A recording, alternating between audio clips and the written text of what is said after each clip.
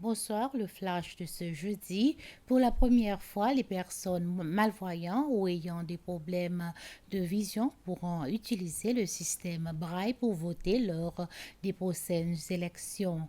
Un total de 114 dossiers en Braille ont été préparés pour l'élection présidentielle et 390 dossiers pour les élections de l'Assemblée nationale.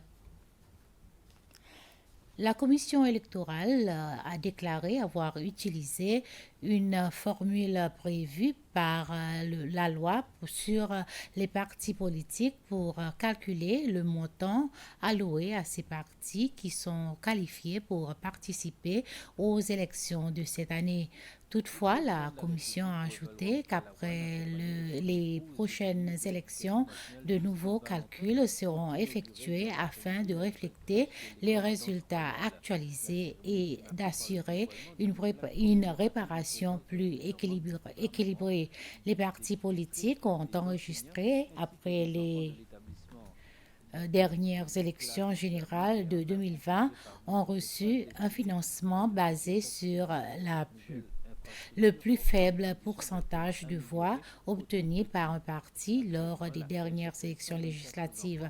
La responsable des finances de la commission électorale a précisé que le financement public est accordé uniquement aux partis politiques enregistrés et non aux candidats indépendants.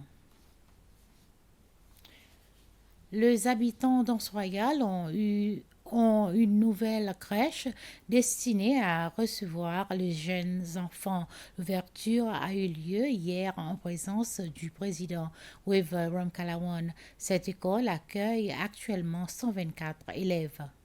Le président de la République, Wevewam Kalawan, accompagné de son épouse et du ministre de l'Éducation nationale, Justin Valentin, ont inauguré hier après-midi la nouvelle crèche de l'école Danse Royale. La cérémonie a été marquée par le dévoilement d'une plaque commémorative en présence de plusieurs membres du gouvernement, du député du district, des enseignants ainsi que des enfants de l'établissement.